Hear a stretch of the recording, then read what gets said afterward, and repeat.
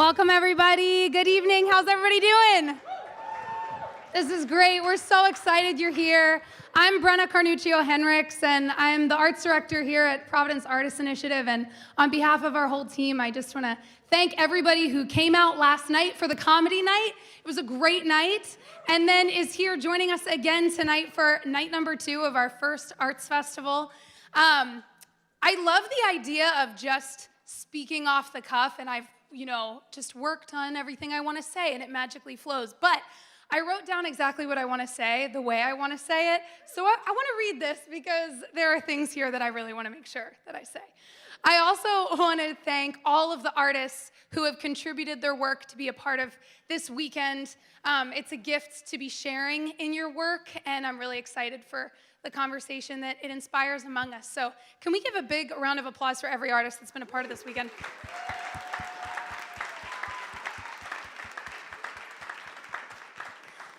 For those of you who are maybe unfamiliar or have never been here to a Providence event, the Providence Artists Initiative is a local collaboration of Providence Church, which is the building we are so graciously being allowed to use this evening.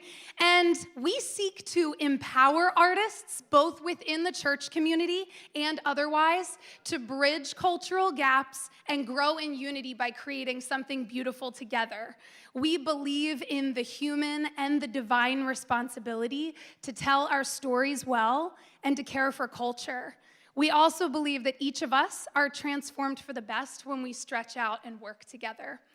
Our prayer is to be a force of encouragement and truth in the arts, and we invite our artists all over to participate with us in being moved to make by the faith, hope, and love of Jesus Christ, and discovering our Creator together through creativity. So wherever you are on your journey, we welcome you here, and we seek to empower you.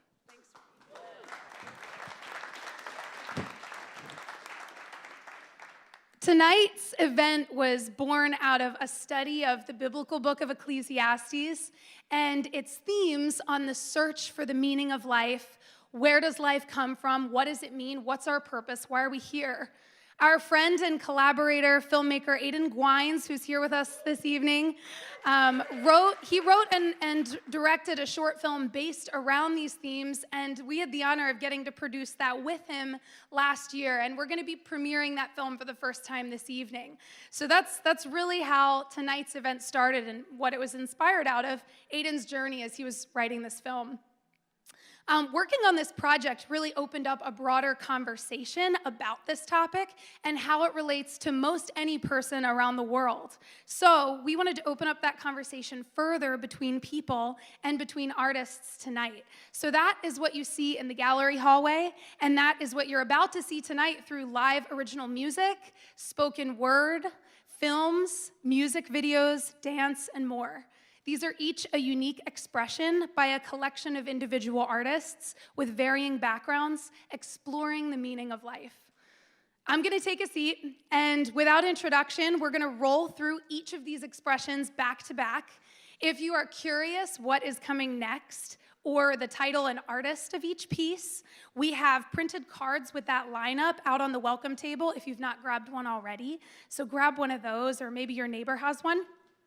After everything has been shown at the end of the night, I'm going to invite any artists who were involved in what we're about to see up on stage and on screen up onto the stage for a Q&A so that we can have some time and anybody can ask any artist a question about their work and we can have a discussion around it. Because we're all coming from different places, we ask that you honor one another tonight by being respectful and listening to what each artist has to say about their work. This is not a space for debate or correction. This is a space for wonder and conversation. As far as the artist whose work hangs in the hallway that you've already seen tonight, we invite any of those artists to hang around by your piece after the program is over so that anybody who wants to talk more with you about your work can stop by and discuss more with you. So without further ado, I give you the PAI Arts Festival Showcase on the Meaning of Life.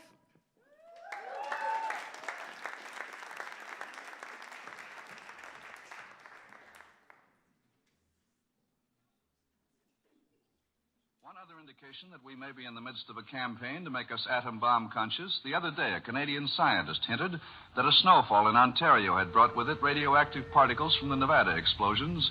The New York office of the Atomic Energy Commission announces it's investigating reports that measurably radioactive snow has fallen at Rochester since the beginning of the Nevada tests. The United Press says Governor Thomas E. Dewey has ordered an investigation by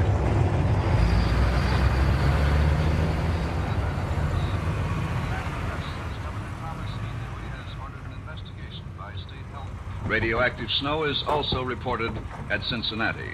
The commission emphasizes that the Rochester reports indicate there is no harm to humans or animals in this radioactive snow, but certainly it does induce a shuddery feeling to realize in the ultimate perfection of radiation bombing and trying to scratch together one honest dollar for ourselves and another for the collector of internal revenue. The Iranian Senate today unanimously approved the same bill to nationalize the oil industry that has... Hams. Yes, Hams, America's most refreshing beer, brings you America's favorite newscaster, Edward R. Murrow.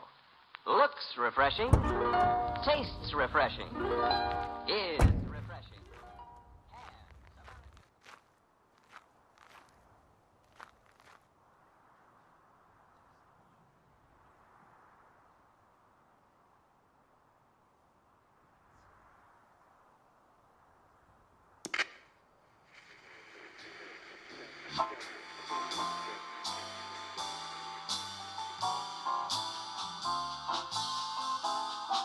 I'll be seeing you in every lovely summer day, in everything that's light and gay. I'll always think of you that way. I'll find you in the morning sun, and when the night is through, I'll be looking at the moon, but I'll be seeing you. Times Square. People are trying to run away from it, but it's no use. They're falling like flies. 2,000 feet. Engines are giving out.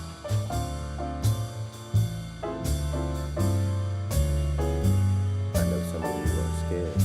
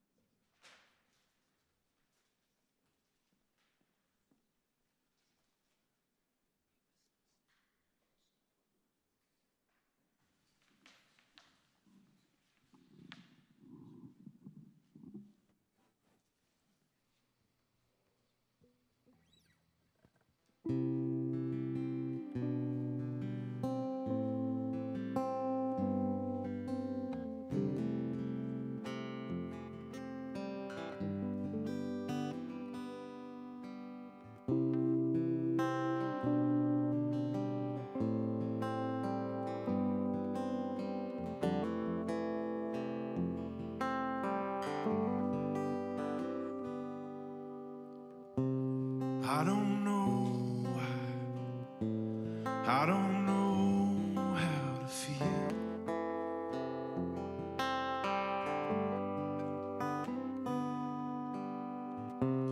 There's so much going on. It's hard to know what is real.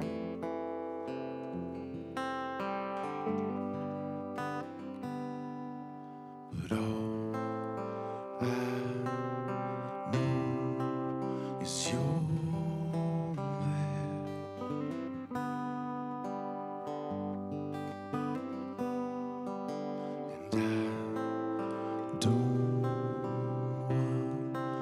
go anywhere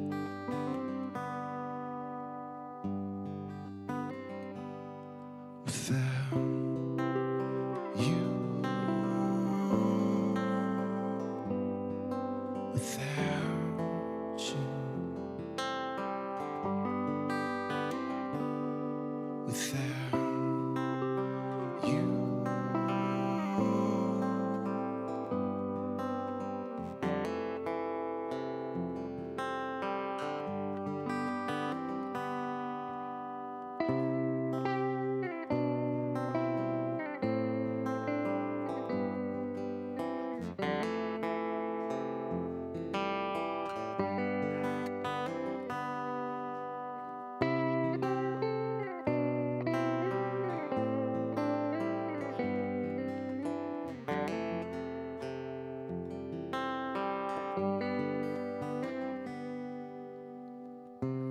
I don't know what I should do half the time.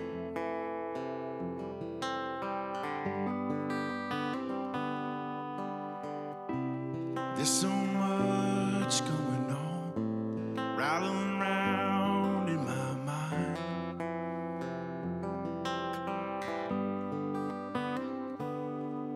But all I know is you care.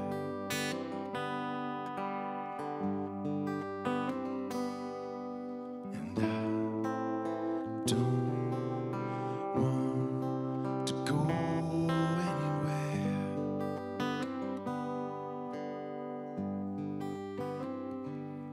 without you, without you, without you. You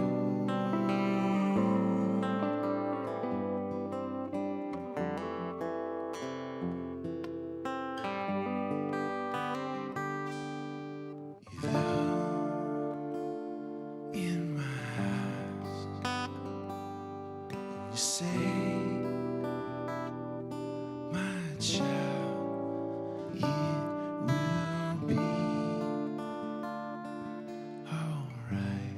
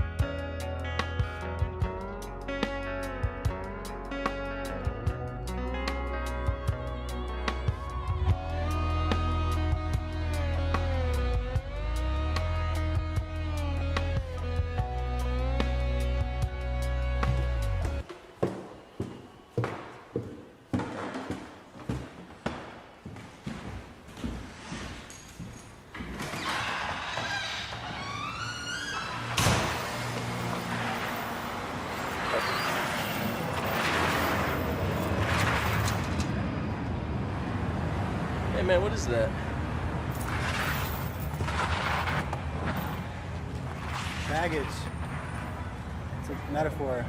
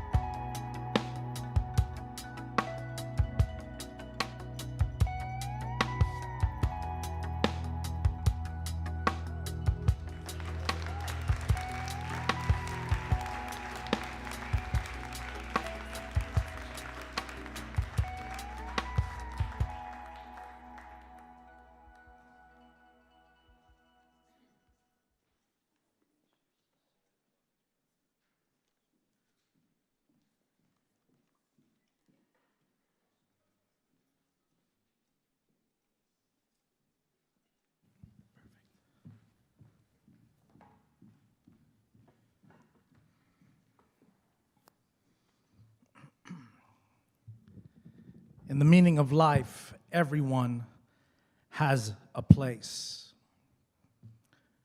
We are many, God's great diversity. Nevertheless, everyone has a place. Different races, different faces. Are you breathing? You got a place. Butchers, bakers, website makers, bankers, teachers, preachers, sailors. Either way, everyone has a place. Fathers, mothers, sisters, brothers, single, married, broken, bruised, crippled, or carried. Nevertheless, everyone has a place. The happy and the clappy, the barely out of nappies. There's even a place and a purpose for the babies. Yes, even the seasoned in age or the modern look on stage. Everyone has a place. Some are hopeful. Some are hopeless. Some cope well, some cope less. Nevertheless, everyone has a place. Some are sure. Some even doubt. Some whisper in worship. And some even shout, let it all out. Whatever your taste, everyone has a place. Head, shoulders, knees and toes, knees and toes. Everyone has a place. Who knows? Some are the eyes, you may be the nose, but don't be a nosy body. Be one who blesses the whole body. Though everyone has a place, remember, everyone's place is replaceable. Think about that while I end with this. From the beginning of life, life had meaning.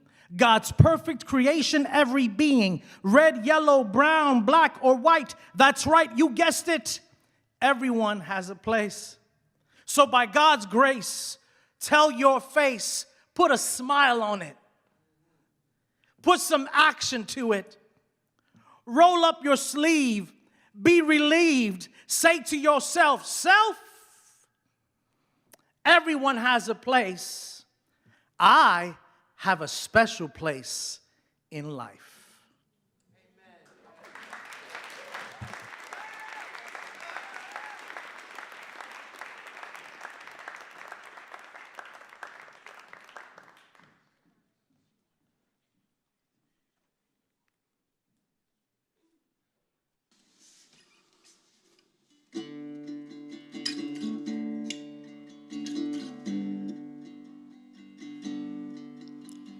The time we spend together,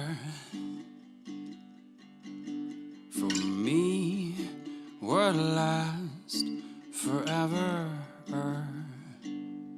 And oh, what it was, oh, what it is, oh, what it meant to me. And oh, what it was, oh, what it is, oh, what it was meant to be.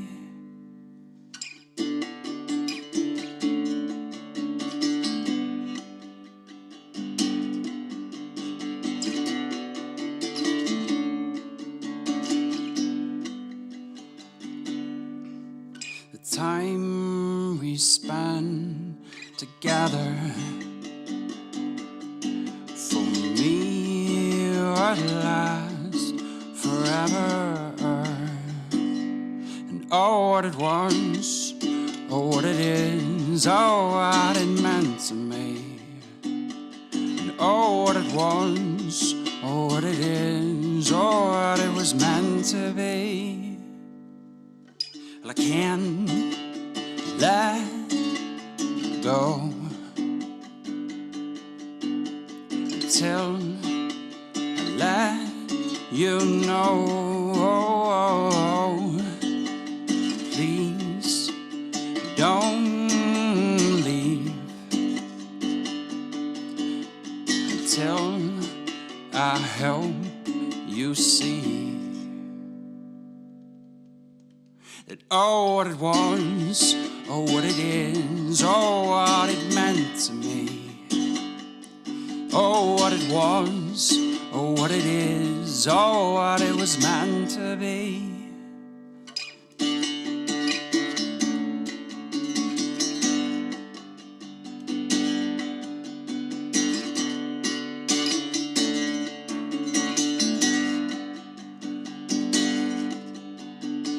Time we spend together, for me will last forever.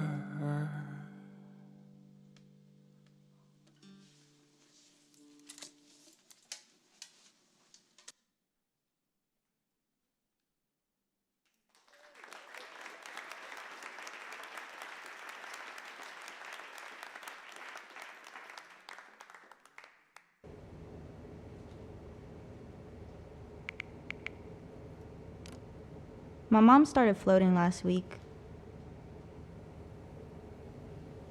I'm not sure how to get her down.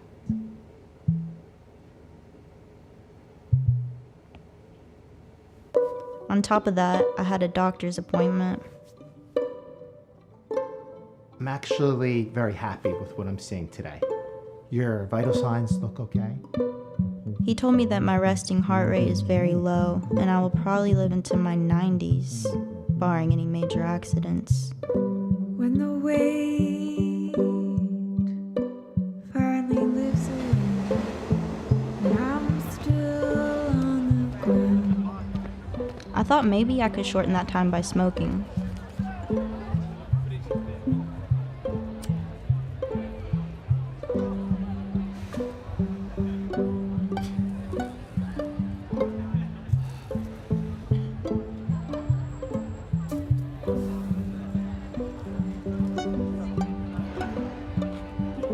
That kind of turned me off of the idea. Something about it seemed too extra. I talked to my older self to get her thoughts on life so far. I thought we quit.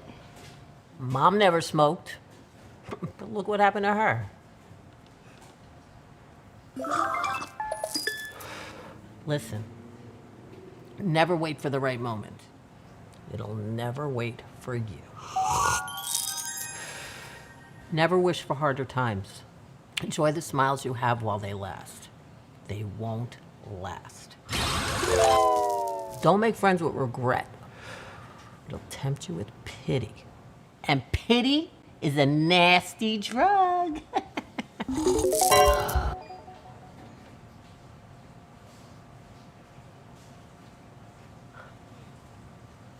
This thing really f***ed us up. I don't know if that helps. Check. She was surprisingly profound, and it made me feel better. But then I forgot what she said.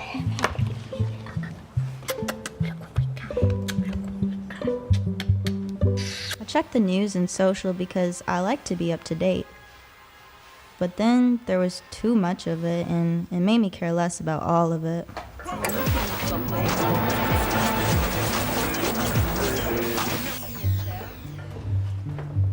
To be honest, I didn't really have a bad upbringing. I think it was actually pretty great, so I don't know why I have these thoughts.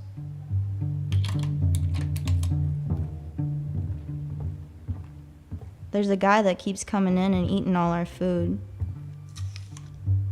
I'm not sure how to get him to leave. And honestly, it's just kind of bad timing when I'm trying to solve this problem with my mom. I decided to try hero style and battle him in the alleyway. If I didn't make it out alive, that wouldn't be the worst thing.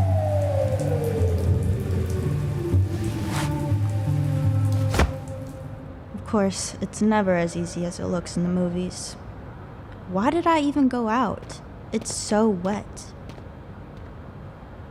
In other news, my boyfriend got mad at me because he thinks I don't care about him.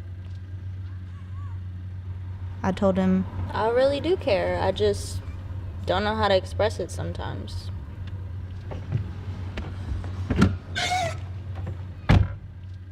but I don't think he believed me because of the way I said it.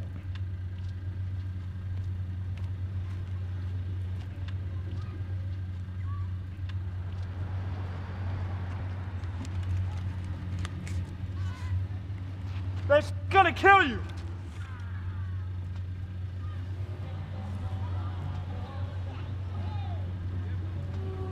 Additionally, these bumps grew on my face, and I'm like 99% sure that they are like a skin disease. I could literally die any day, but it's not good because there's still stuff I need to figure out.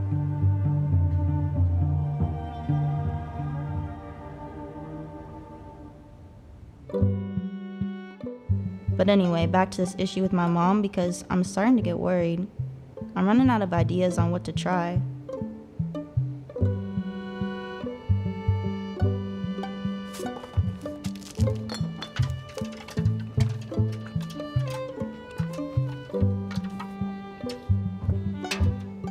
Like, I want to make sure my mom gets down, but it's probably not enough of a reason to stick around long term, to be honest.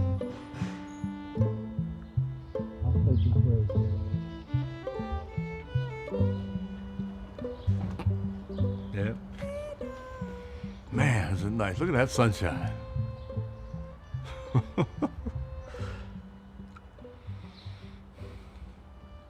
You know, my Dottie floated once. Really? Must have been 20 years ago. Took her a year to come down, but she did eventually. That was a tough time. How'd you get her down? You know, I never really did know why she was up there in the first place, or why she came down. It was nothing I did. That doesn't help you at all. I wish I'd give you a better answer. I think I felt I had to be there for her when she did come down.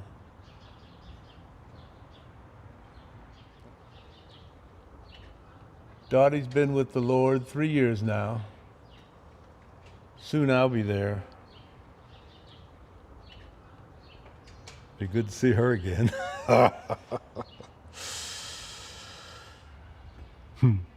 Yeah. It's a beautiful day.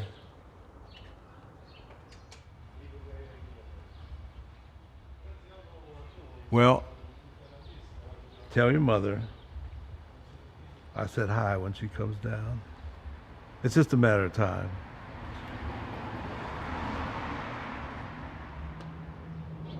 I'm gonna walk this way.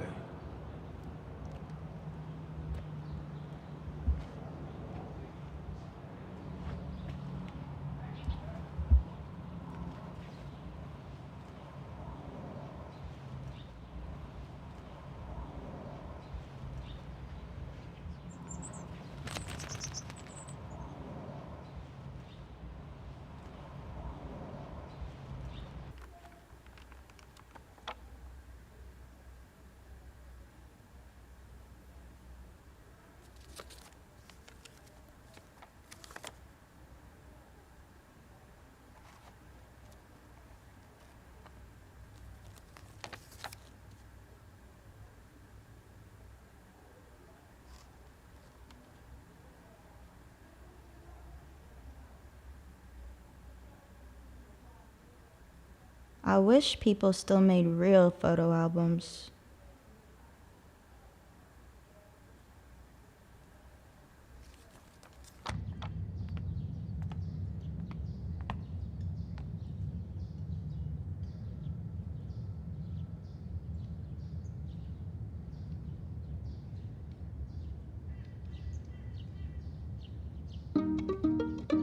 It may have just been the lighting, but I could have sworn that she had lowered by an inch or two. At least, I hoped she did. I guess we'll see what happens. I know that things fall apart. The center can't hold me, and I'm only as modern as I am old. When my words don't come quick, I'll switch to my fist. But I've never met anyone happy like this. Sometimes when the sun goes down, I need my messy button up, a personal crowd. My feelings move like the moon. I need a little more space to give my mind some room.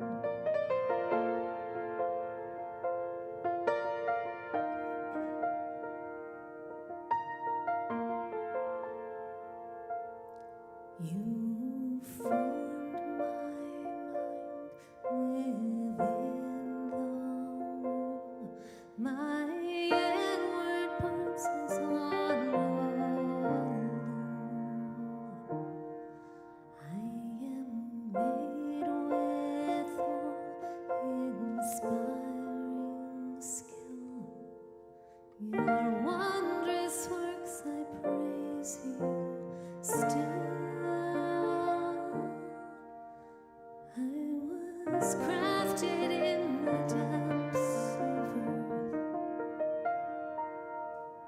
earth, and in your book were set my days.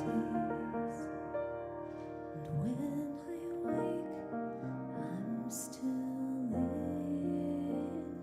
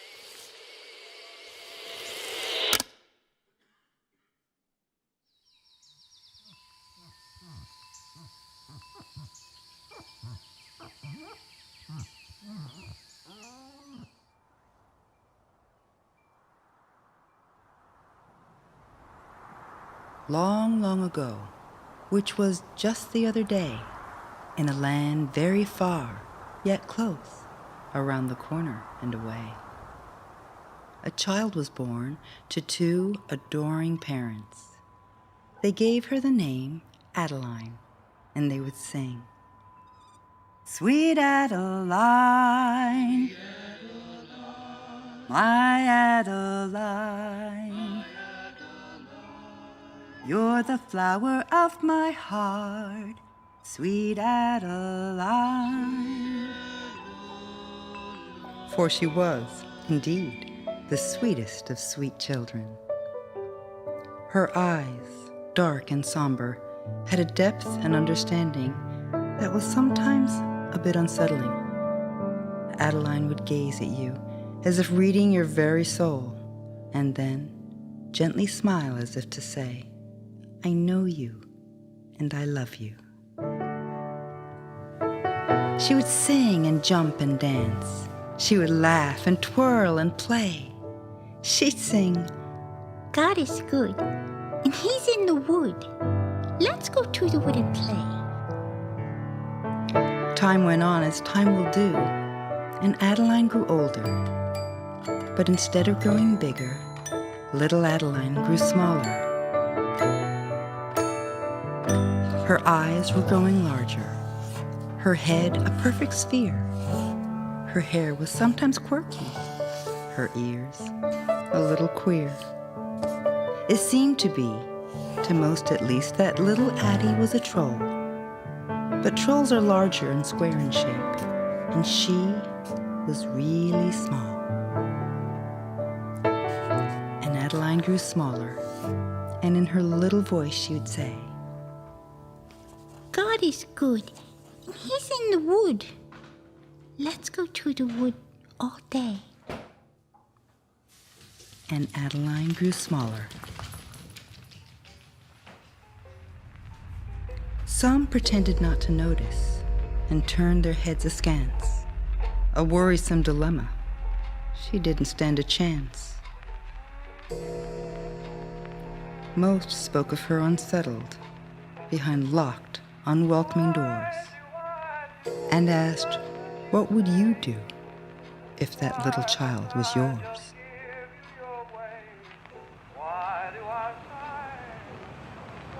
And in time, it was apparent that this world was not her friend.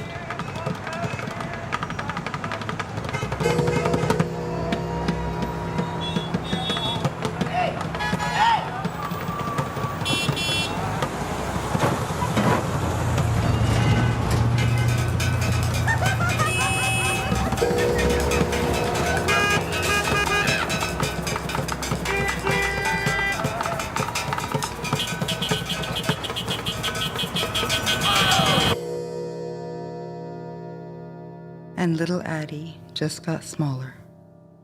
And you could often hear her say, God is good, and He's in the wood. Let's go to the wood and stay.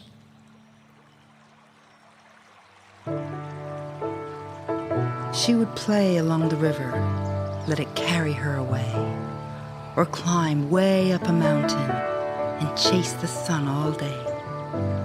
She would eat the tiny grubs that she found under the sod, listen to the silence, and know it sounds like God.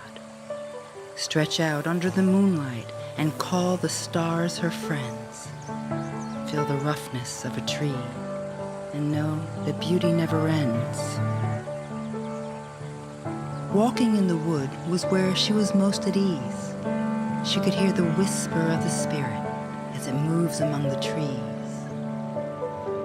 The first time that she wandered, her parents were undone. What is it in our child that would make her want to run? What is it in her spirit that would make her go out yonder? Why must she always leave us? Why does she have to wander?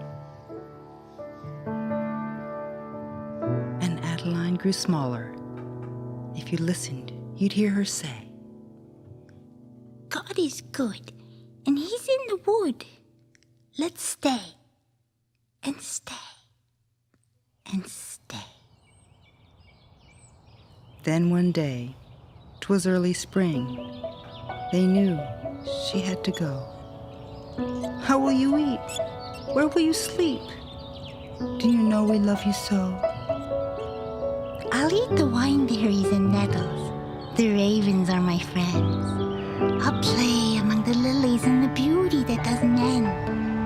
And if I feel too lonely, I can always stop and find that there among the moss and leaves and the rocks have faces and the open spaces and the golden hour and the meadow flower and the wind and the rain and the country lane and the stars tell a story of the moon and the glory and it's wondrous and majestic and glorious. But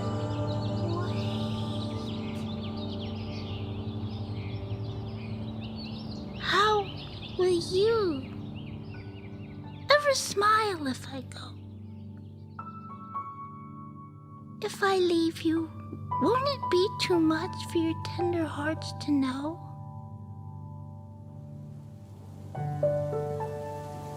For a long time there was silence. But slowly fell a tear. And her mama looked at her tiny girl and held her very near. We will know that you are dwelling where you are meant to be. And it gives me peace to know that you can move with ease. I'll see you in the sunshine, and I'll feel you in the rain. You are made the way you are to do a very special thing. So go and do that thing with all your heart, and you and I will know that God is good, and He's in the wood. To the wood, then, you must go.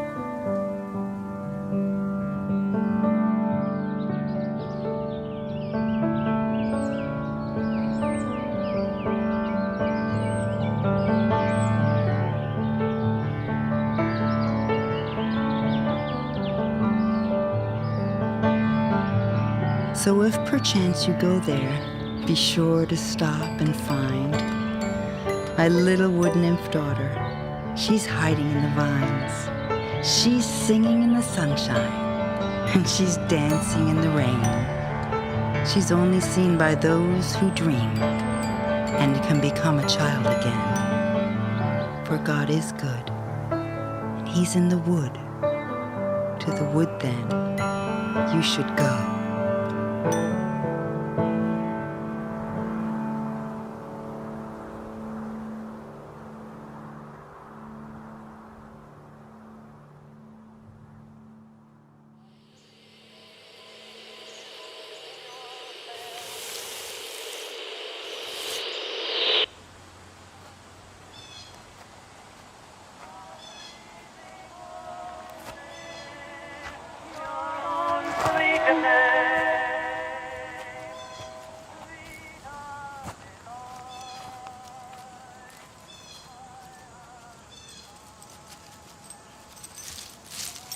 Hey!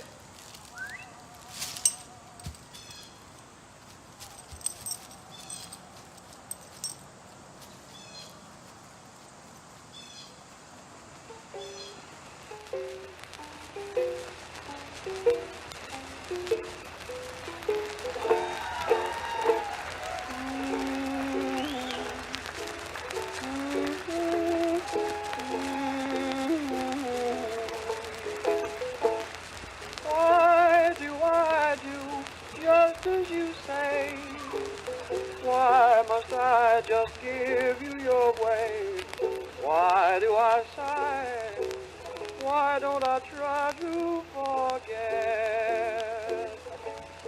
It must have been that something lovers call fate kept on saying that I had to wait. I saw them all, just couldn't fall till we met. It had to be you. It had to be you.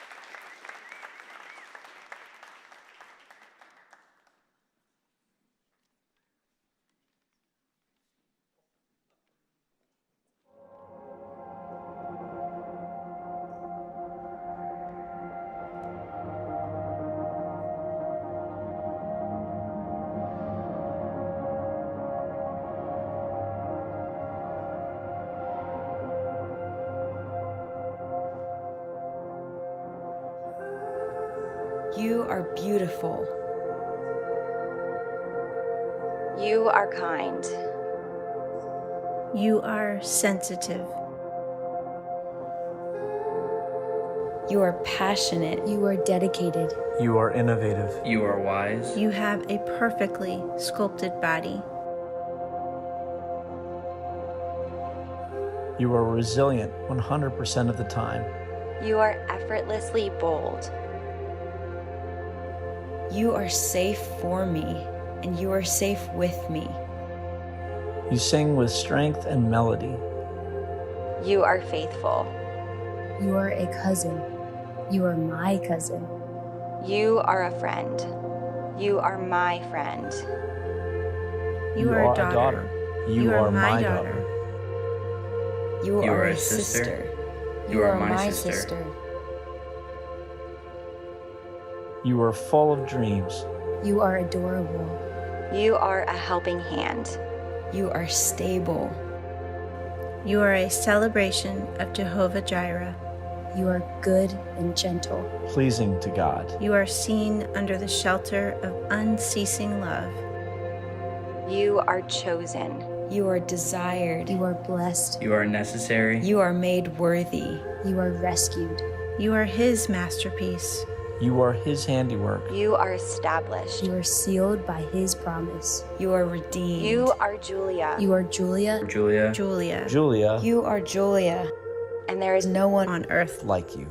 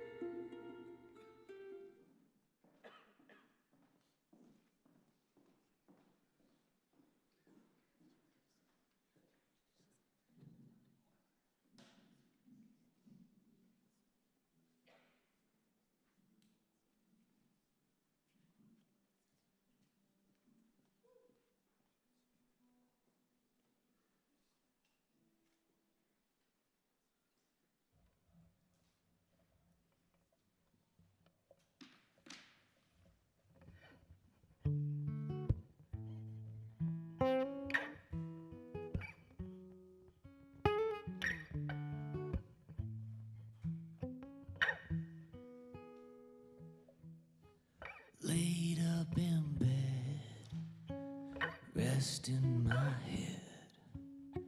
Shiver from the things that I have and haven't said. All this regret, like wet cement, heavy on my heart and I can't forget.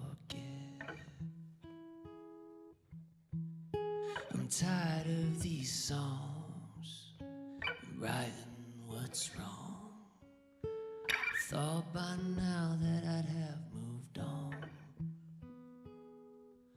but I need answers. I need answers now. I need answers. I need answers now. I wish I could live like I should. Maybe someday I'll do just that. I hope I will, 'cause I believe in this still. Oh, I've got pride to kill, and I need answers. I need answers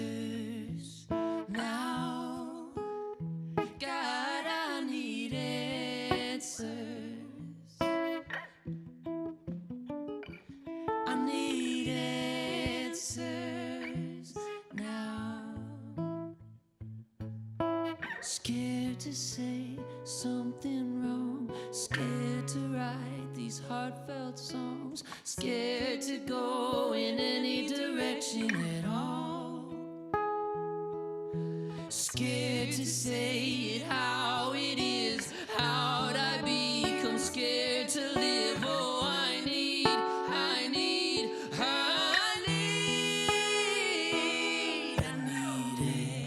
answers.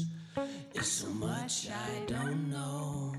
I need answers now. God, I need answers. There's so much I don't know. I need answers now. I need answers. Answers. I need answers now. I need answers. Answers. I need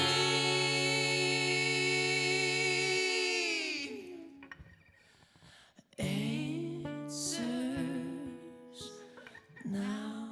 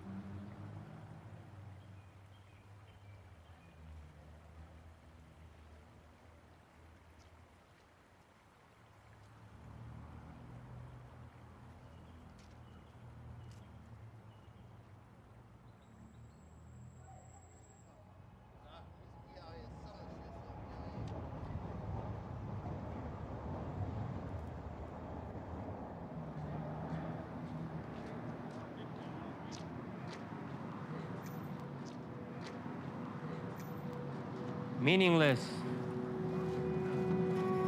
Meaningless.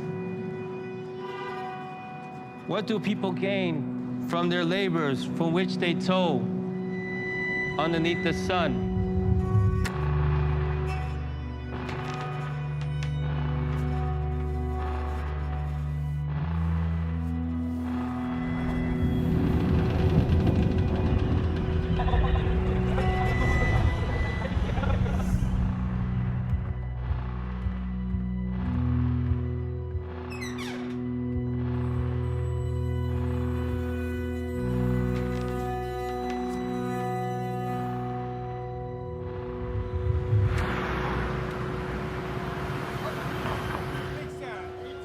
Generations come, generations go, but the earth remains forever.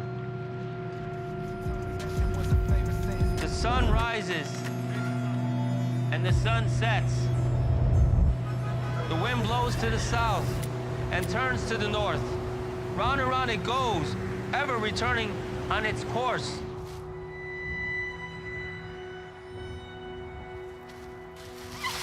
All streams flows into the sea, yet the sea is never full. To the place the streams come from, there they return again. And I saw that all the labors, all the achievements spring from man's envy of his neighbor. This too is meaningless, as chasing after the wind.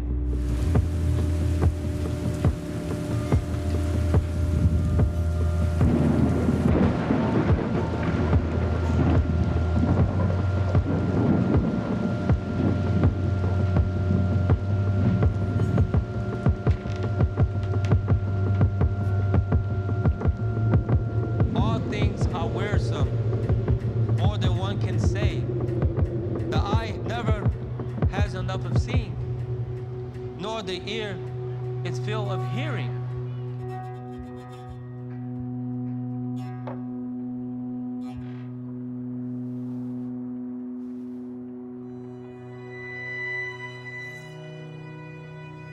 What has been will be again.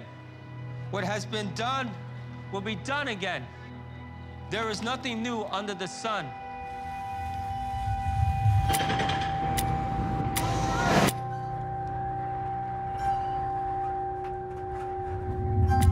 It was here already, long ago. It was here before our time.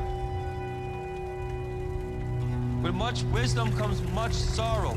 The more the knowledge, the more the grief, the more the words, the less the meaning. And how does that profit anyone? What do people gain from all their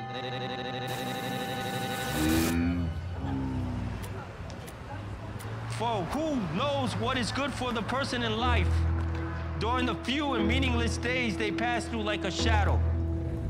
Who can tell them what will happen under the sun after they are gone?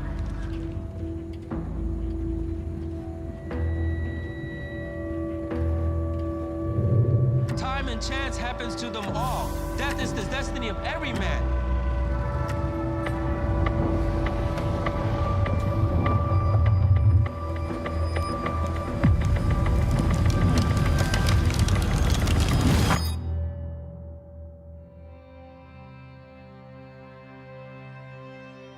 He has made everything beautiful in its time. He has also set eternity in the human heart. Yet no one can fathom what God has done from beginning to end. Therefore, no one can discover anything about their future. No one.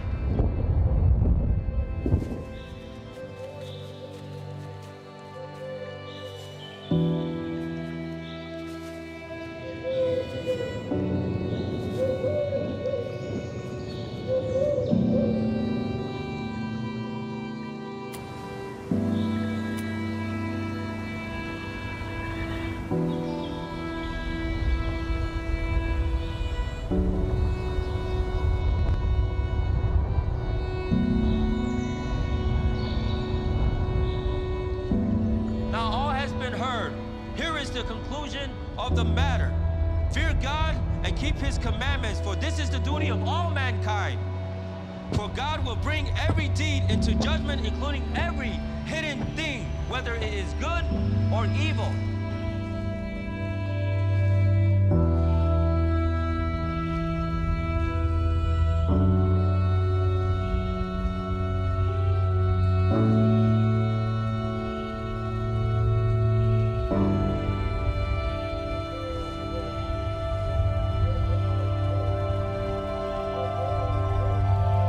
Meaningless.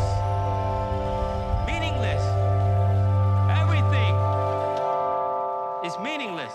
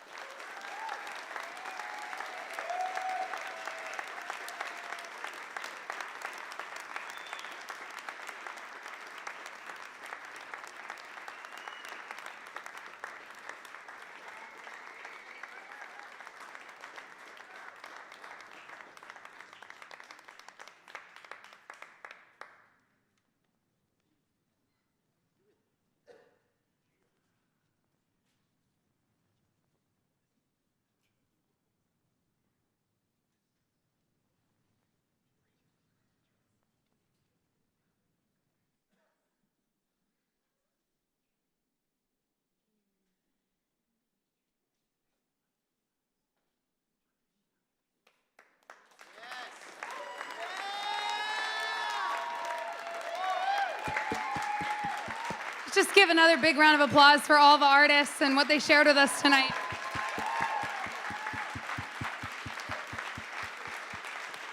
At this time, I'd love to invite up those who were a core part of creating what we just saw on stage and on screen. As far as the films go, let's keep it to if you're a writer, director, producer, cinematographer, or if you starred in it. Would you come up on stage? We're going to do a Q&A. Grab a chair right over here, and we're going to come out. We're going to spread out in a big line. Everybody's going to introduce themselves, and we're going to have space to ask questions about the work and discuss.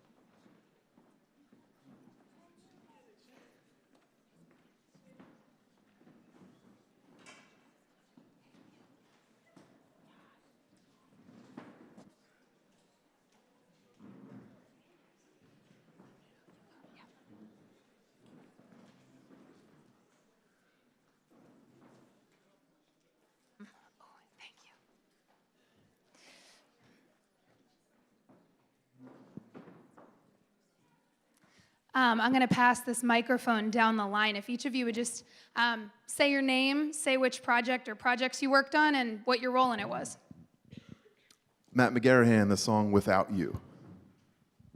Josh, I was the DP for Meditations on Ecclesiastes. My name is Ken Saez. I was the teacher in Meditation and Ecclesiastics. My name's Miho Khan, and I wrote and direct To the Wood. Luis Miro wrote Everyone Has a Place. Aiden Wines, I wrote and directed the Untitled Floating Mom short and Meditations on Ecclesiastes. I'm Kate Skinner, and I co-wrote Answers. Chris Burkholder, and I also co-wrote Answers. Audrey Hammett, and I danced in Give Me Jesus. Melody Stannard, and I choreographed Give Me Jesus. I'm Sarah Brown, and I wrote When I Wake. And I'm Brenna Carnuccio Henricks, and I produced and played the lady and the young couple in Meditations on Ecclesiastes. I'd love to open it up for questions, so if you just have a question, you want to raise your hand, I'll call on you, and you can direct your question to any of these lovely people.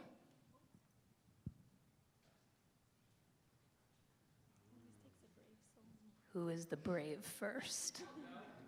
Yeah, Matt.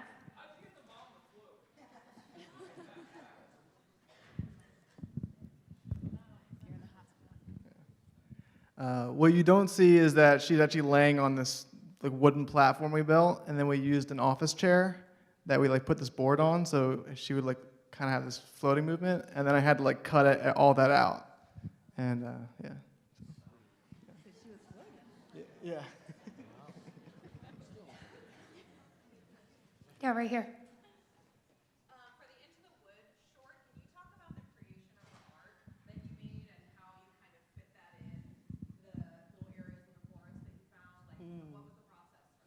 The process was I knew that I wanted to move in and out of reality. I wanted you to be confused as to, is that real or is that a created thing? I wanted fantasy and reality to keep intersecting and intertwining. So I painted and created all of the things, and I think that answers your question.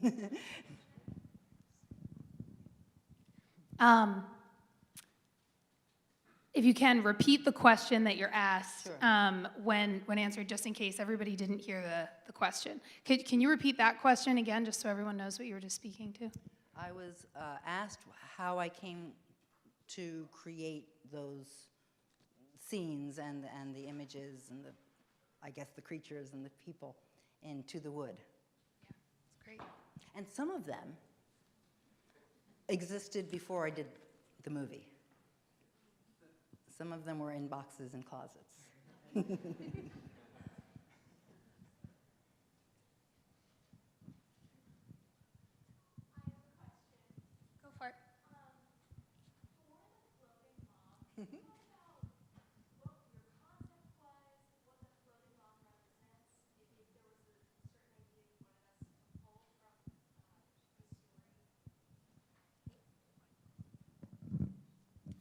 Yeah, for sure. The question was pertaining to the floating mom and the meaning of that. The floating mom. Some people think that it's like more to do with like the mother-daughter relationship, and like maybe the mother is has some sort of like terminal illness or some sort of like addiction or something like that. And I don't mind that interpretation. I think it's a cool. If you come out with that, it's great. For me personally, and when I was creating it, it was more about like the headspace of the main character, the girl, and her psychological state, her struggle with like finding purpose in her own life, and like she perceived her mother as being far from her, but really she was the one that was drawn away from everyone else in her life. So that's kind of what my thought was behind it. Yeah.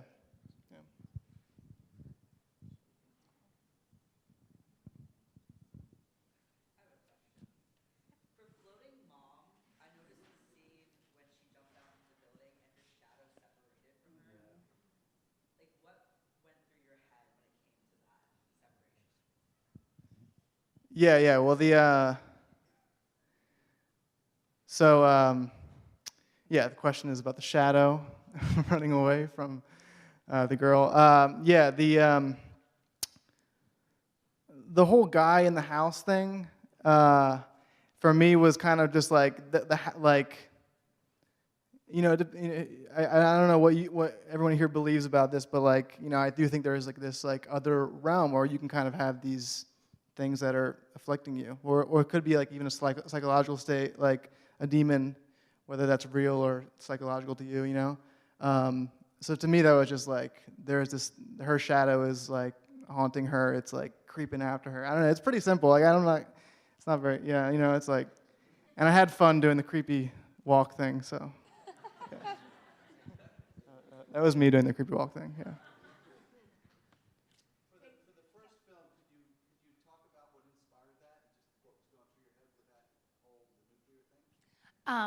Chris Cole created that film, and he's actually not present tonight. So I'll give you his number. You can call him. Yeah, we should call him and put him on speaker. I think he's out of the country. Yeah, Paige.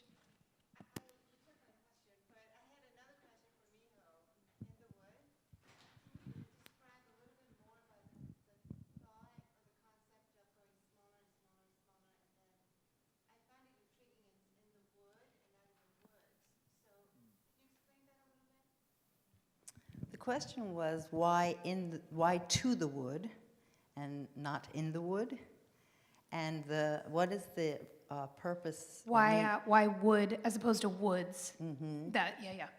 And why the shrinking girl? So I just say it that way, to the wood.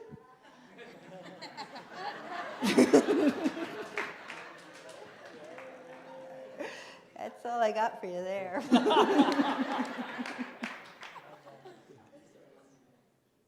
And as far as the shrinking girl, so much of it came to me in a very ethereal way, and I didn't question any of it. It started as just a little story that I wanted to read to children because of COVID. I felt sorry for moms who were stuck at home with their little children and dads, so I thought my little puppet and I were going to read stories. And I kind of threw that little story together in maybe a slightly different form. And once I read it, I really liked it. And I thought, I should do something with this. So I didn't really go after trying to make it make sense. Of course, I was trying to make all the lines work and everything, but I didn't question myself as to what came out. And she was shrinking. I think the closest thing I could tell you is at the time I was having to let go of my daughter. She was in a situation that I saw as dangerous, and I needed to let go. So I typically don't like to answer these questions. I want it to stay in your head, but it's also interesting to have the artist's interpretation, isn't it? So that among many other things was happening in my head. I mean, COVID was happening too, and we were all kind of like, ooh, what's going on? So there was a lot of uncertainty and just things that were happening at the time that made things that seemed sure feel loose and not easy to answer.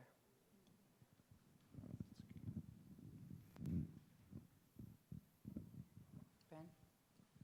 Back here.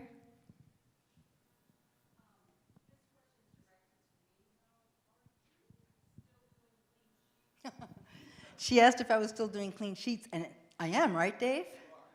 I am. He just booked it a couple of times, so I'm delighted to tell you that clean sheets, you might ask, I'll tell you. I'm going to tell you all about it right now. It's a one-woman performance that I do that I hope you'll come to. It's a one-woman show, and it's a performance. Okay.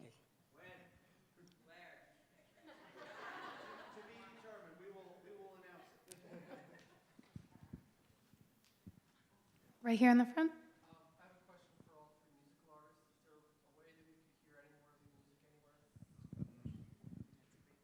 music anywhere? Well, some good news is that the whole production tonight was on YouTube, I believe. So everything, including me right now, which is kind of funny. As we speak. I'm on YouTube right now. No, so the whole, so Providence Church Westchester's YouTube channel, you can see that. And I know that a couple of the songs are in the works from a studio perspective to be released in that way as well.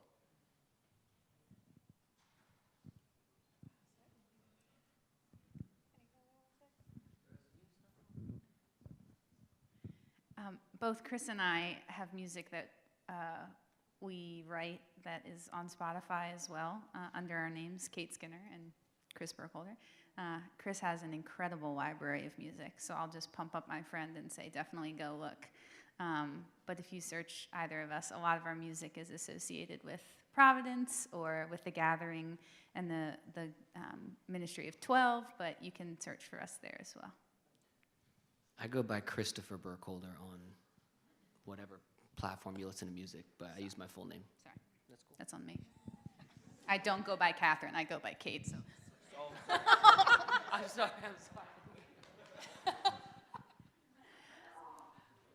sorry. You can find some of my music on Spotify also. Hopefully within a month, you'll be able to search for Sarah Brown and you'll actually find me. Right now, I'm confused with another Sarah Brown. So if you want to find me right now, you need to search for Sarah Brown, I Belong to Jesus, or Sarah Brown, Emmanuel. That's my Christmas album. But like I said, hopefully within a month, that will be straightened out. And then I will be able to put more things up on Spotify. So that's where you can find me. And of course, I have albums, but no one has CD players anymore. So that's the best place to find it. Yeah, right here.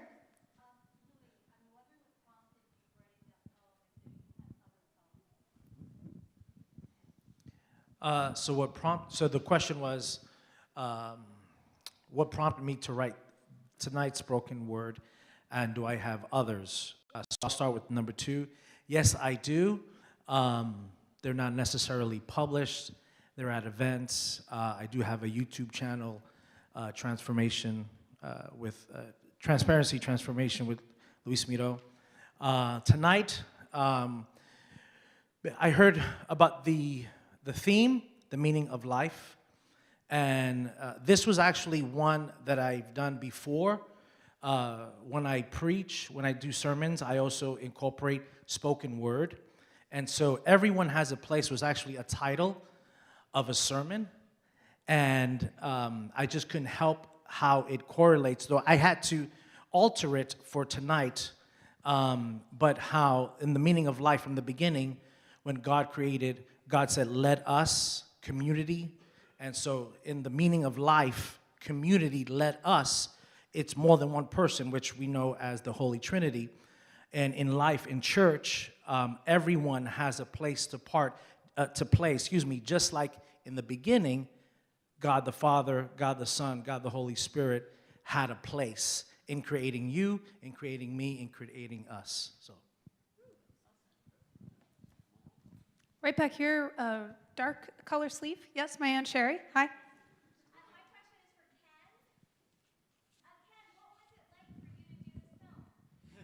I was petrified. I was afraid. I was scared. Okay, I went to church to hear God's words and maybe get some lunch. And then this guy walks in, and he's like, Ken, can you act? I'm looking for someone to do a part in a film. And I was like, no, I don't know anything about acting. The only acting ability that I have is that in 5th grade, I did this kids play. It was called The Point. I don't know if you remember the book. It was basically like a bunch of gnomes with pointed heads. But that is the duration of my acting skills. None. And so he had me read parts, you know, and apparently I beat out 20 people to get this part. And I was like, when he came to me, he was looking at me and he's sitting me for a minute, you know. He gives me the gas face, you know, that like, and I'm wondering what is going on. And so I said, I go, okay, something is not right. And he says, Ken, you got the part. And I was like, oh no. I'm like, I gotta learn lines. Like this is a real thing, you know? And so when we're shooting this thing, we're out in Kensington somewhere, right? And I'm like, okay. He says, Ken, don't worry about the production part. All we want you to do is just do the acting and the lines. But I'm worried about everything because look, as the sun is, see, in the film, the sun is supposed to be rising in the film, but the sun was setting. And so there's only a window or opportunity to get us all in, you know, I gotta do all of this in one shot. And the whole time, you know, the sun keeps moving and it's changing and changing and moving. So, okay, Ken, we're gonna have to put you over here. We're gonna have to put you over here. Pretty soon I'm in the middle of the street now, this car's going. You know how it is, people in Philly. Oh my God, they'll just run over you. You know how it is? I'm from the Midwest, I'm from Chicago. We don't know about that. Like, but anyway, so we shot this thing. I don't know how we did it. And they dubbed it and everything, and I guess it turned out all right.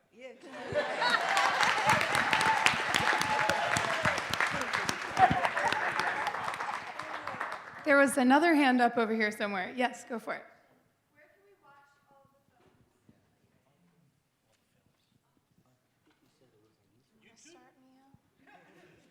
Mine is on YouTube as of tonight.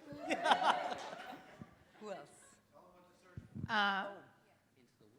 To the Wood by Miho Khan. It's To the Wood film. Help me, Dave.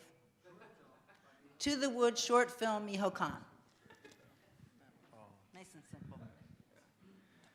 Yeah, both of the films that Meditations and Floating Mom are not yet online, but they will be soon. So you can search the names of those films, or you can search my name, Aiden Wines, and it might pop up in the near future. I have a website, yeah. If you search my name, it should pop up. There's no filming. Definitely. And I think we're hoping to have Meditations out like end of April. So you can look out for that one then. Yep.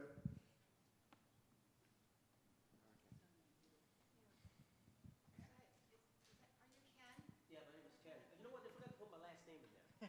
So my last name is Saez.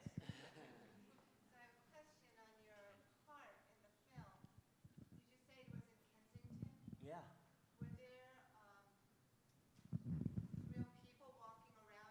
Well, they better be real. Oh, yeah, it was everyday people. Could you imagine if they were extras?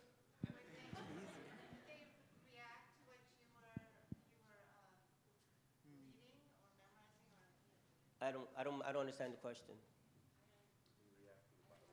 Oh. Was there a response from other people around you while you were performing? Oh, yeah, you know what? They kept on acting what we were doing. Like, you know, when I did this thing, like they talk about method acting. And I kind of put myself there. But the thing is, a lot of what I was doing was actually it's just emotion, right? Acting is just emotion. And so, see, I'm not from the East Coast. I'm from the Midwest. And I was raised by Irish Catholic priests since I was 10. And my dad, you know, a lot of what I've learned was going through Catholic school. And I hated Bible studies. Like, I really hated it. Because I wasn't good at it. And growing up, I mean, it was complicated. But anyway, that is what it is. But doing this part, it was really hard, emotional for me. Because when I moved to the East Coast, my dad died in 2017. He was actually murdered. But I had to leave Chicago. 2 of my friends were assassinated. I moved all the way to the East Coast. I thought I left everything behind, everything that was materialistic, everything. But I thought coming here in the East Coast, I thought I wouldn't have family. But you know what? When you got God, you have family. And so I put God first place. And I let God guide me. I'm in a better place now. I've been here for 2 years. And I'm hoping to live out my years here in Philadelphia and here in the East Coast. I had no idea we were 2 hours away from New York, an hour away from Jersey, 2.5 hours away from Atlantic City. I keep forgetting that all the states are like all crunched up. In the Midwest, we're like 8 hours, 9 hours, 10 hours apart. But over here, no, I don't know what's going on. But anyway, it is what it is. I think there was another one right here. Yeah, Khan. So for the filmmakers, what is the next step for each of these films? Do you enter them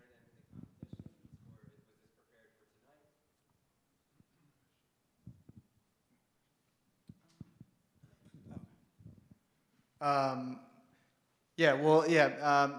for tonight? The meditations on Ecclesiastes was prepared for tonight, and we also plan to, submit it to some festivals. We haven't really looked into which ones yet, and then the Untitled Floating Mom short, I'm submitting it to film festivals, and we'll see what happens. Yeah.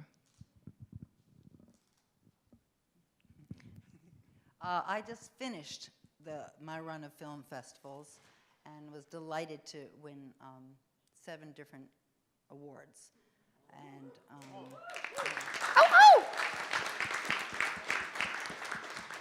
delighted and shocked. So I don't know what the next step is. I think the next step is you make another film. I think with short films, it's the beginning of a body of work, right? So I didn't set out to be a filmmaker. That's why I passed you the mic, because I'm like, well, I'm not a filmmaker. But I made a film. So I'm not sure what I'm going to do with that. I think I loved it. I loved it. So maybe I'll do another one. We'll see. Yeah, I'd like to. Yeah, I often feel like, especially with making independent short films, it's like milk it for all it's worth. Let's get these projects together and have an event and share them so people can experience them. Let's get it online so that people can see it online. Let's take it to festivals if festivals will have it, which is a very competitive world. Yeah, and then beyond that, like Aiden said, it's kind of like, see what happens. And I'm just so encouraged by what you've created here, Brenna. The Artist Initiative has made me a little more hopeful about doing more things, because you're creating an environment, you're creating a community. It's really wonderful, so thank you for that.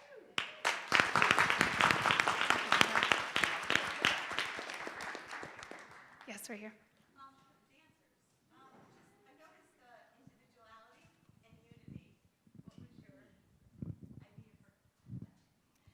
So the piece started out as a solo that I actually performed for a nursing home in like 2017, I think. So then when I started my ballet company back the following year in 2018, I guess a year or two later into that is when I said it, but I wanted to make it a trio for just various reasons. And the song is very repetitive, but it's also about different seasons in our life, and it just kind of brings you back to this same message. But everybody's life looks different. So I wanted to have an amount of individuality within it, but mostly keep it united as it goes along. And then there's a moment partway through it where each of the dancers does the same pattern, but they start at a different time. And just kind of that representation that throughout our life, like we often go through similar journeys, but it's going to look slightly different. The timing might be different than another. So that was kind of the process in terms of turning it from a solo and making it into a trio, it kind of gave it a little more texture and depth. We have time for a couple more. Back here?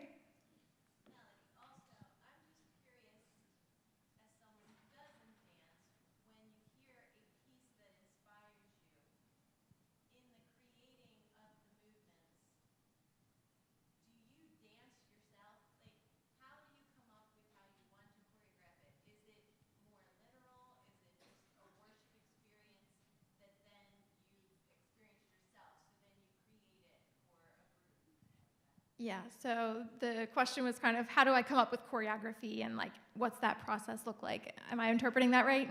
Yeah, so for me, it really depends on what the piece is. I do a mixture of pieces that were like what you saw tonight that are more abstract and more worshipful, and I do other pieces that are part of a larger ballet that tell a little, like a linear story. So for the most part with the pieces that I create, a lot of it is in my head. Like I can literally be like sitting at the Griffin downtown and I'll have music on and be like, and then just like jot things down, and I look insane, but I'm just kind of dancing in my head. So for the most part, I can visualize the pieces, so I can close my eyes or have my eyes open and see like 10 dancers moving around in different ways in my head. So it comes out of movements that I have either personally done or seen, and then it kind of takes shape from there. Occasionally, I do more of the work in the studio. This past week, the ballet that we're working on, I wanted to just kind of play with the dancers. So I'm like, I don't know if this is possible, but you stand here and you go this way and you flip upside down and then she pulls your arm, and we play with stuff that way. So it really just depends on the piece. But most of the time, I would say I am inspired by the music, and then I go from there. I hear a song and I just have to do something with it. And it just like, I see pictures in my head to start with. Right here?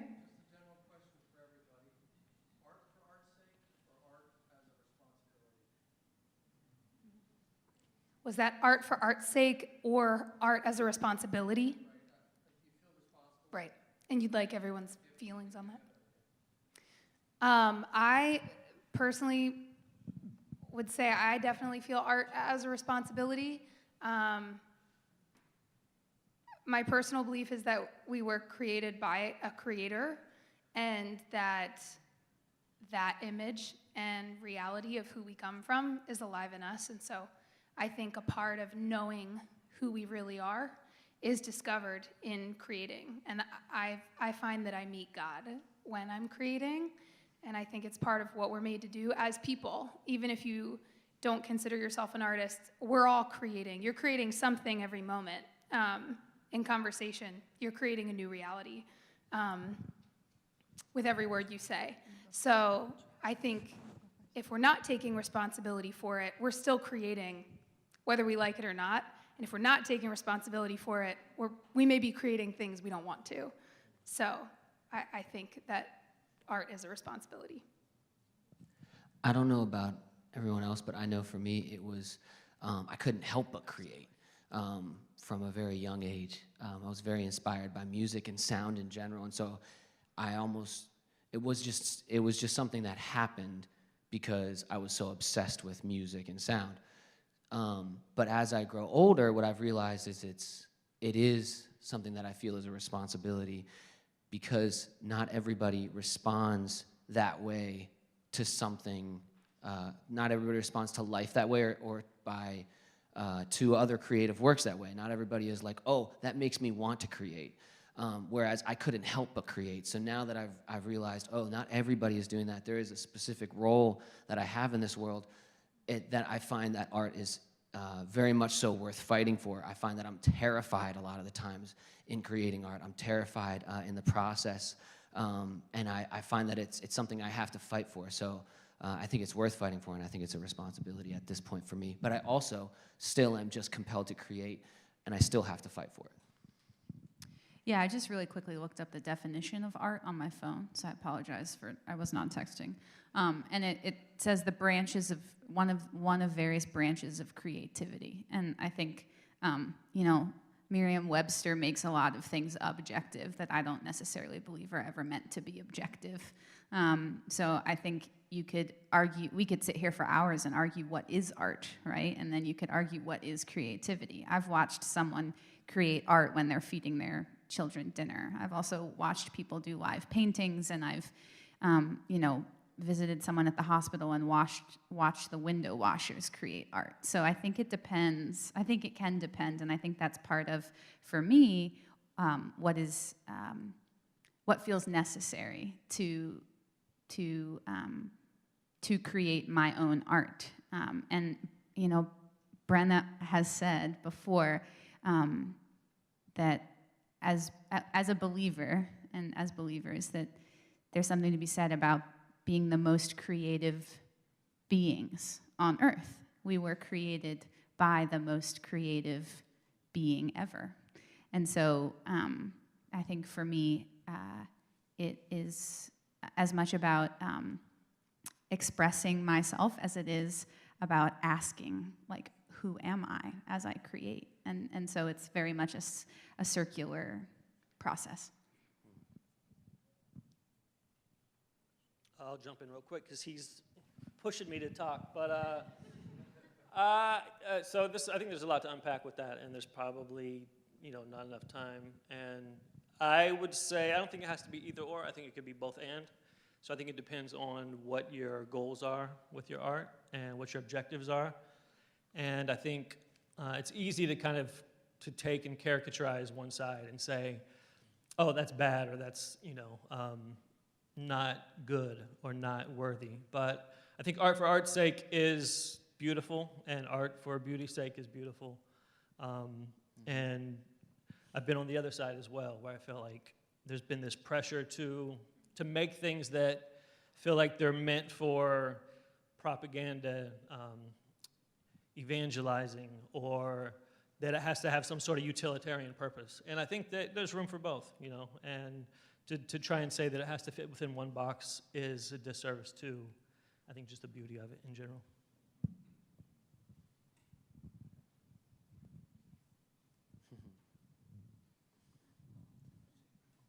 She's got some. This is just a little baby tidbit, but I was just thinking about responsibility and how, like, the double entendre of response and ability, and how we, like, were created by the Creator, and how we get to respond from that place in our bodies, through our minds, through our relationships, and how that is attuned to the ability that He has chosen to give us. And I think that that in itself is just kind of a cool aha moment that I just had. So.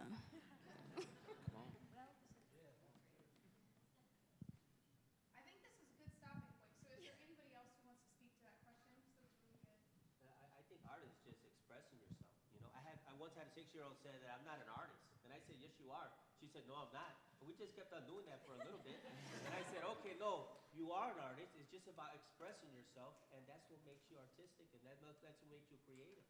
It's just being yourself, expressing yourself. Yeah. It's whatever you put on paper, that's art. Mm-hmm. You know what I mean? It's coming from the heart. So that's it. Amen. One more question? Yep. Yeah, sure. This could be for anybody. Do you create to present?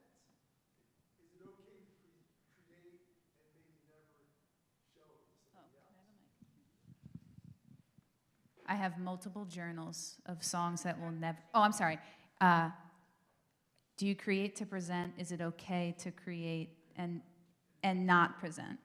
I would say that 2/3 of what I create, I write it and it never sees the light of day.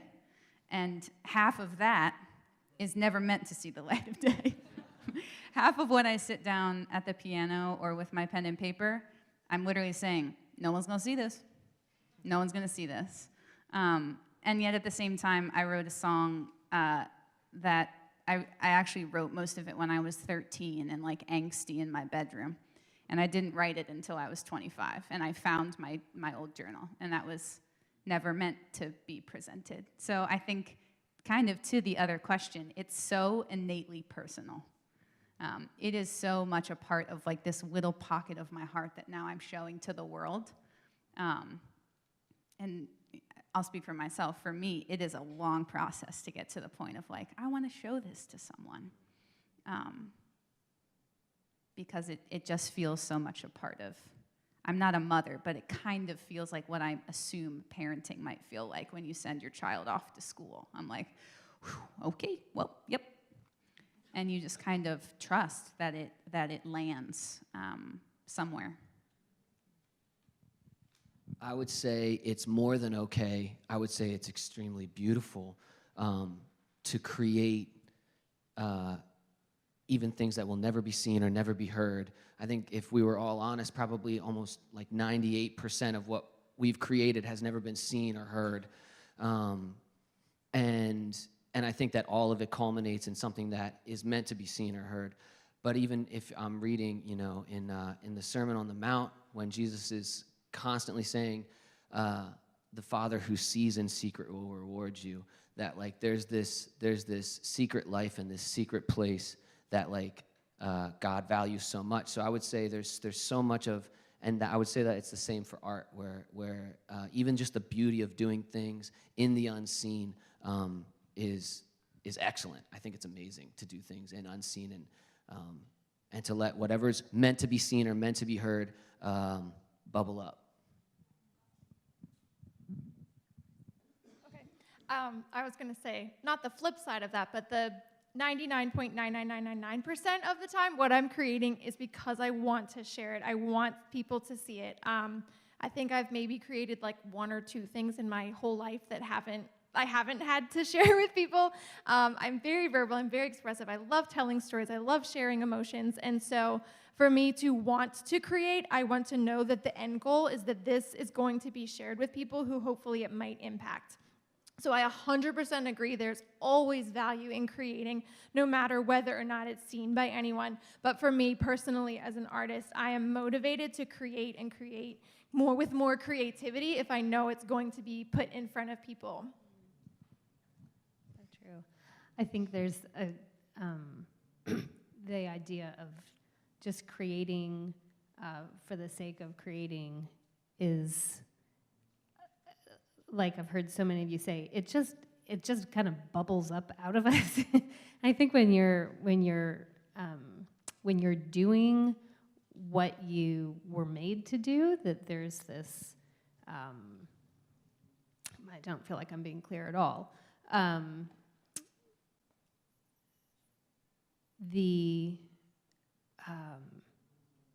my gosh, this just happened to my brain. When you're doing what you're made to do, so do you create to, I'm so sorry, do you create to perform or just for yourself? So we're made in the image of God, and I think that there's this incredible thing that he gives to us, and he says, do what you were made to do. And whether you share it or whether it's just coming out of you and it lands in a journal or on a canvas and it's in your home or wherever this thing is that you've created, you are fulfilling a part of the way God designed you. You're operating in that space. And that just brings God glory, and I think it brings you joy. And so whether or not you ever share it, if you share some, if you share all, it really doesn't matter. How much you share is between you and the Lord and the opportunities that he gives you and the compulsion that he puts on your heart. I think to do that, if there's a burden, if there's never a burden to do that, then maybe that's fine. It's a really personal, individual thing, I think. So. Thank you, everybody. It's 9 o'clock. Is there one more person who wants to share a response to that at all?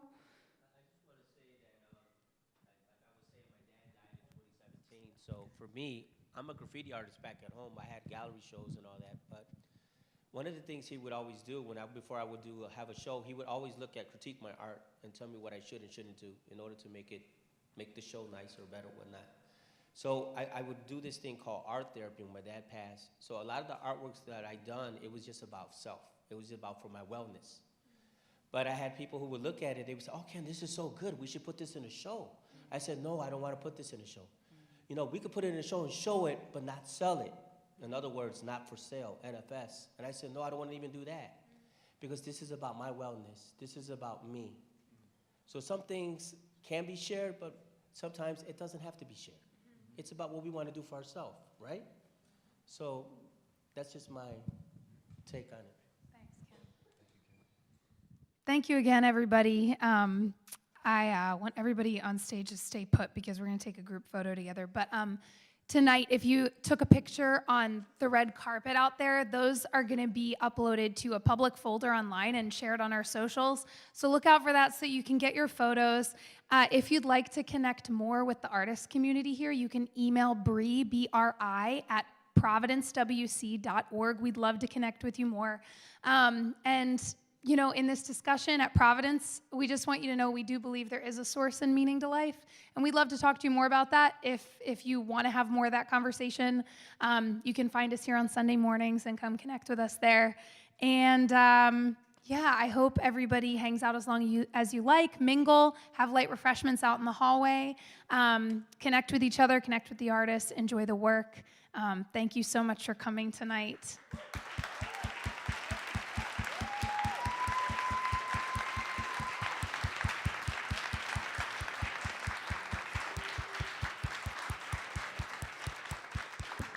I just want to invite, everybody's dismissed to do as you like, but if you are an artist who was involved in any capacity with anything that was shown this weekend, please come up on stage. We're going to do a big group photo.